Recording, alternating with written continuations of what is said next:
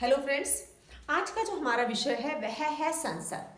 जो भारत में नीति निर्माण के क्षेत्र में जो सबसे बड़ी संस्था है उसे संसद के नाम से जाना जाता है। और संसद जो भारत में सरकार का एक प्रमुख अंग है, उसके द्वारा जो भी कानून बनाए जाते हैं वो पूरे देश में लागू होते हैं। तो इस प्रकार से जो संसद है वो नीति निर्माण जो विधायिका है उसमें उसका महत्वपूर्ण स्थान है। अब हम देखेंगे कि जो संसद का गठन है उसमें कौन कौन से अंग मिलकर संसद बनती है और किस प्रकार से जो संसद के जो लोकसभा और राज्यसभा इसके अंग हैं उनकी जो संख्या है वो कितनी है, चुनाव कैसे होता है, अधिकारी कैसे होते हैं, सदन का कार्यकाल क्या होता है, आज हम विस्तृत रूप से बात करेंगे।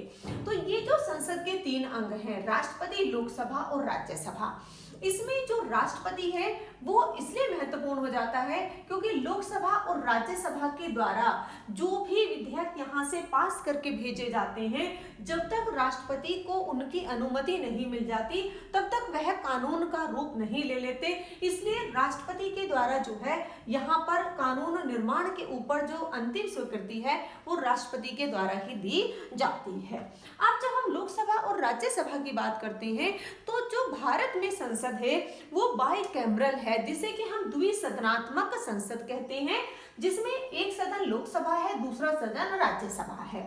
लोकसभा को हाउस ऑफ द पीपल कहा जाता है और राज्यसभा को काउंसिल ऑफ द स्टेट कहा जाता है। अर्थात इन दोनों के नाम से ही हम देख समझ सकते हैं कि ये जो लोकसभा है, हाउस ऑफ द पीपल मतलब जहां पर लोगों के द्वारा चुने हुए सदस्य होते हैं, काउंसिल ऑफ द स्टेट जहां पर की जो राज्यों से के माध्यम से चुनकर आते हैं वो राज्यसभा से में उनका गठन होता है। जब हम लोकसभा और राज्यसभा की बात करते हैं तो अब ये जो लोकसभा और राज्यसभा है इनका गठन किस प्रकार से होता है, कैसे ये कार्य करते हैं, कैसे इनका चुनाव होता है, उसको हम देखते हैं। तो अगर हम सदस्य संख्या की दृष्टि से देखें तो जो सदस्य संख्या है वह लोकसभा के द्वारा जो संविधान में व्यवस्था की गई है कि अधिकतम जो सदस्य हैं वो 550 होंगे। अर्थात जो चुनाव जिन सीटों पर होगा लोकसभा के लिए वो 550 सीटों पर होगा, जिसमें जो 530 सदस्य जो हैं वो राज्यों से आएंगे और जो 20 सदस्य हैं जो यूटीज हैं, यूनियन टेरिटरीज हैं, ये वहां से आएंगे। तो इस प्रकार से यहाँ पर 550 सदस्यों की अधिकतम संख्या है। इसमें ही 2 सदस्यों के मनोनीत की व्यवस्था भी की गई है।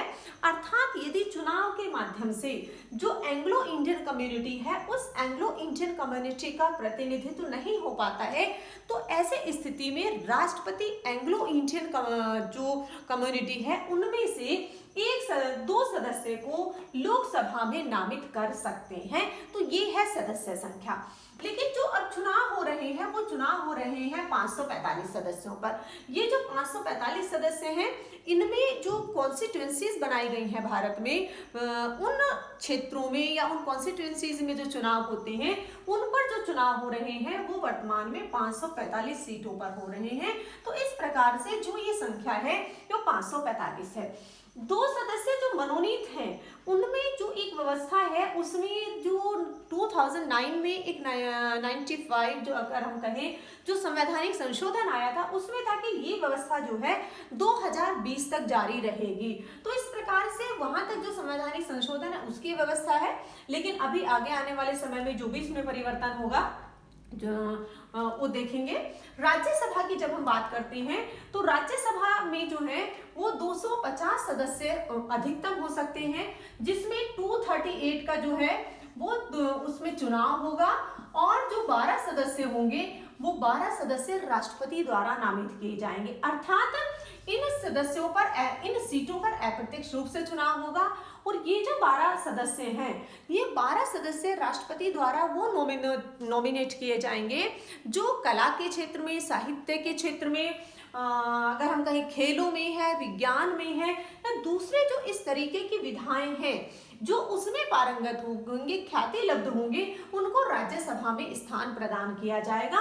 तो इस प्रकार से जो यहाँ पर संख्या है वो 250 अधिक तक हो सकती है, लेकिन जो ये संख्या यहाँ पर है अभी तक इसमें जो हो रहा है उसमें 233 है और प्लस 12 है। तो कुल मिलाकर जो ये संख्या है ये 245 है।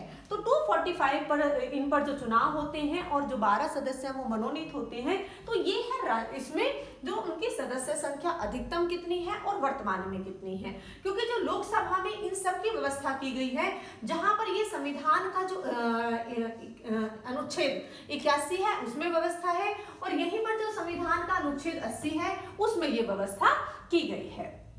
अब अगर हम देखें कि जो लोकसभा और राज्यसभा के जो सदस्य होते हैं, ये जो सदस्य हैं इनका चुनाव किस प्रकार से होता है।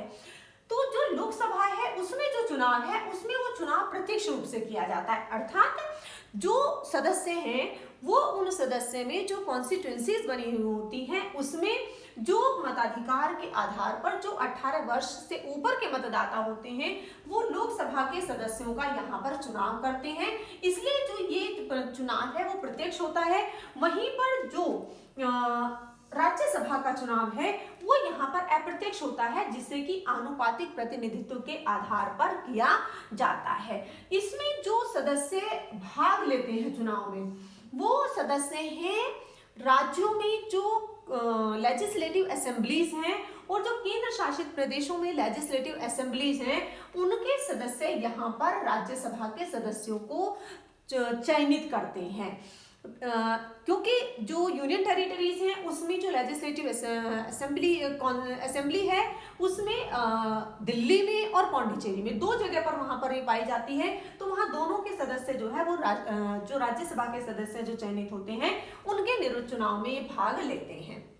जो लोकसभा है उसे प्रथम सदन कहा जाता है और इसे जो है द्वितीय सदन कहा जाता है। जब कार्यकाल की बात होती है तो कार्यकाल में 2 चीजें महत्वपूर्ण हैं। एक कार्यकाल है जो सदस्यों का कार्यकाल है और दूसरा कार्यकाल है जो सदन का कार्यकाल होता है। अक्सर ये 2 अलग अलग चीजें हैं जिसपे हमें देख लेना चाहिए। जो लोकसभा है उसका कार्यकाल 5 वर्ष का है, अर्थात जो लोकसभा के लिए सदस्य चुने जाते हैं वो 5 साल के लिए चुने जाते हैं और इससे पूर्व भी राष्ट्रपति के द्वारा प्रधानमंत्री और मंत्रिमंडल की सलाह पर इससे पूर्व भी लोकसभा को भंग किया जा सकता है। जब हम राज्यसभा पर आते हैं तो राज्यसभा में जो सदस्यों का कार्यकाल है वो 6 वर्ष का होता है, अर्थात एक सदस्य 6 वर्ष तक राज्यसभा का सदस्य रहता है और इसमें 6 वर्ष में हर 1/3 जो सदस्य होते हैं उन 1/3 सदस्यों का रिटायरमेंट होता है, वो वहां से जाते हैं और उनके स्थान पर 1/3 नए सदस्य आ जाते हैं। तो इस प्रकार से दोनों के जो अंतर है, यहाँ पर 5 वर्ष है लेकिन इससे पूर्व भी भंग किया जा सकता है, यहाँ पर 6 वर्ष है लेकिन हर प्रत्येक 2 वर्ष के पश्चात वहां पर जो है एक सदस्य जो है वो नए आते हैं। जो सदन की प्रकृति अगर हम देखें तो यहाँ पर जो लोकसभा है, लोकसभा एक अस्थायी सदन है, अर्थात 5 वर्ष के पश्चात जो है लोकसभा के लिए चुनाव होता है और नए सदस्य चुनकर आते हैं। वहीं पर अगर हम देखें कि जो राज्यसभा है वह सदन जो है एक स्थायी सदन है, अर्थात उसको सदन को बर्खास्त नहीं किया जा सकता, वो एक स्थायी है। जिस प्रकार से यहाँ पर है कि 5 वर्ष का कार्यकाल है, ये एक स्थायी सदन है और यहाँ पर सदस्यों का कार्यकाल 6 वर्ष है। तो इस प्रकार से जो कंपटीशन होते हैं उसमें इस तरीके के क्वेश्चंस पूछ लिए जाते हैं कि राज्यसभा के सदस्यों का कार्यकाल कितना होता है, तो उसमें हमें 6 वर्ष लिखना है। और जब राज्यसभा के कार्यकाल की बात आती है तो वहां पर जो है यह एक स्थायी सदन होता है। अब है कि जो चुनाव चुनकर सदस्य आते हैं लोकसभा में और राज्यसभा में, उनके सदस्यों की आयु कितनी होनी चाहिए।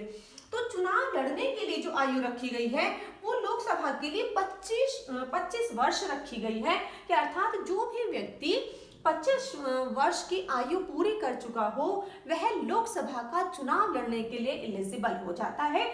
वहीं पर जब हम राज्यसभा को देखते हैं तो राज्यसभा में 30 वर्ष के पश्चात व्यक्ति राज्यसभा का चुनाव जो है वो लड़ सकता है। तो इन दोनों में आयु में अंतर पाया जाता है। जब सदन, चूंकि दोनों सदन की जो कार्यवाहियां होती हैं, जिस प्रकार से सदन चलते हैं, क्योंकि भारत में हम देखते हैं कि 3 सत्रों सेशंस होते हैं इसमें, तो उनमें कार्यवाही को किस प्रकार से चलाया जाए, कौन कौन से अधिकारी हो। तो लोकसभा के लिए अध्यक्ष और उपाध्यक्ष 2 पद हैं जिनमें, जिसको कि हम स्पीकर भी कहते हैं, और उपाध्यक्ष का पद भी है डिप्टी स्पीकर का है। वहीं पर जो राज्यसभा है उसमें सभापति एवं उपसभापति, जो ये उपराष्ट्रपति हैं, जो भारत में उपराष्ट्रपति हैं, वो उसके पदेन सभापति होते हैं। तो इस प्रकार से यहाँ पर लोकसभा में स्पीकर के पास में सदन से चलाने से संबंधित जो शक्तियां हैं वो अध्यक्ष और उपाध्यक्ष के पास में हैं, और यहाँ पर जो सभापति हैं और उपसभापति हैं उनके पास में इसको चलाने की शक्तियां पाई जाती हैं। जो लोकसभा है वह एक लोकप्रिय सदन माना जाता है, चर्चित सदन माना जाता है। लोकप्रिय सदन का जो अभिप्राय है वो है क्योंकि यहाँ पर जो सदस्यों का चुनाव होता है वो प्रत्यक्ष रूप से होता है। ये जो प्रत्यक्ष रूप से चुनाव होने के कारण जो वोटर्स हैं उनका जो यहाँ पर लगाव होता है, क्योंकि वो प्रत्यक्ष रूप से इनके चुनाव में वोट डालते हैं, तो इसलिए इस सदन को लोकप्रिय सदन के नाम से भी जाना जाता है। जबकि जो राज्यसभा है वह अप्रत्यक्ष सदन या अनुभवी सदन कहलाता है। अनुभवी इसलिए कहलाता है क्योंकि इसमें जो आयु है वो चुनकर आने की 30 वर्ष है, इसलिए जो इसकी आयु है ये अधिक होती है।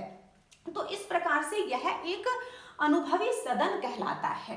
भारत में अगर हम देखें कि जो पहली संसद थी वो 1952 में पहली बार इसका गठन हुआ था। जब 1951 और 52 में इलेक्शंस हुए थे तो उसके पश्चात जो है 1952 में पहली संसद का गठन हुआ था। तो इस प्रकार से सदन ने, अगर हम कहें कि जो संवैधानिक प्रावधान है उसके पश्चात जो है उसकी कार्यवाही आरंभ हुई थी। भारत में जो संसद है, संसद चूंकि भारत में लोकतांत्रिक व्यवस्था को अपनाया गया है, लोकतांत्रिक व्यवस्था के कारण जो संसद होती है वो संसद एक ऐसा, अगर हम कहें, संस्था है जहां पर कि जनता के चुने हुए प्रतिनिधि होते हैं और वो प्रत्यक्ष और अप्रत्यक्ष रूप से चुनकर आते हैं। तो एक संसद जो है वो सरकार का महत्वपूर्ण अंग होती है। जो कानून बनाए जाते हैं वो पूरे देश के लिए बनाए जाते हैं। इसी के साथ साथ जो जनता है, जो यहाँ पर कार्यपालिका होती है, वह कार्यपालिका लोकसभा के प्रति उत्तरदायी होती है। तो यहाँ पर यह भी महत्वपूर्ण हो जाता है। और लोकसभा और राज्यसभा के द्वारा जब कानूनों को बनाया जाता है और अगर किसी भी प्रकार के विरोधाभास की स्थिति होती है तो वहां पर राष्ट्रपति के द्वारा जो जॉइंट सेशन है वहां पर उनके द्वारा जो जॉइंट सेशन बुलाकर जो एक, हम कहें, जो मतभेद है उसको दूर करने का प्रयास किया जाता है, कानून बनाने की जो प्रक्रिया है उसे अपनाया जाता है, तो वो उसमें महत्वपूर्ण हो जाता है।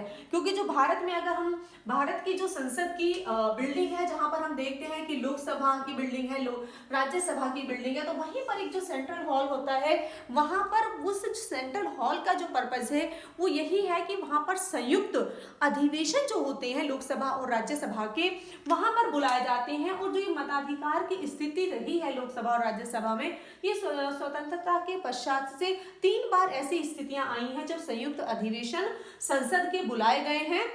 और उसके पश्चात जो भी कार्यवाही है वो 3 अवसरों पर ऐसी हो पाई है। तो इस प्रकार से अगर हम इसको ब्रीफ में एक बार देखें, संसद के 3 अंग है, राष्ट्रपति, लोकसभा, राज्यसभा। लोकसभा अनुच्छेद 81 में, अनुच्छेद 80 में है। यहाँ पर जो सदस्य संख्या है 550 है, 250 है, 45, 245, प्रत्यक्ष है, अप्रत्यक्ष है, 5 वर्ष है। सदस्य, यहाँ पे लोकसभा का कार्यकाल, यहाँ स्थायी सदन है, सदस्यों का कार्यकाल 5 वर्ष है, यहाँ 6 वर्ष है, 25 वर्ष, 30 वर्ष, और अध्यक्ष, उपाध्यक्ष, सभापति एवं उपसभापति। तो इस प्रकार से जो ये संसद है इसका निर्माण होता है। और इसी प्रकार से अगर हम राज्यों में भी देखें तो राज्यों की जो विधानमंडल होती है उन विधानमंडलों का गठन भी इस प्रकार से ही किया जाता है, जहां पर जो राष्ट्रपति है, राष्ट्रपति के स्थान पर वहां पर राज्यपाल है, और राज्यपाल के साथ साथ जो अगर हम सदस्यों की बात करें तो वहां पर लेजिस्लेटिव असेंबली और लेजिस्लेटिव काउंसिल, विधानसभा और विधान परिषद, 2 इसमें होते हैं। विधान सभा और विधान परिषद है। जो चुनाव की प्रक्रिया है वो भी विधानसभा यहाँ पर हम देख लेते हैं और विधान परिषद है। तो इस प्रकार से जो राज्यों में व्यवस्था है वो भी इसी प्रकार की है और 3 से मिलकर ही विधानमंडलों का निर्माण होता है और वही जो कानून निर्माण की प्रक्रिया है विधानमंडलों के द्वारा की जाती है। एक और विशेष बात है यहाँ पर कि कुछ राज्यों में द्विसदनीय विधानमंडल है, जबकि कुछ राज्यों में एक सदनीय, जहां पर केवल विधानसभा है उससे मिलकर ही विधानमंडल का निर्माण हुआ है। तो ये यहाँ पर अलग व्यवस्था है, लेकिन मुख्य रूप से राज्यों के लिए जो कानून निर्माण का कार्य है वो विधानमंडलों के द्वारा ही किया जाता है। इसी के साथ आप सभी का बहुत बहुत धन्यवाद।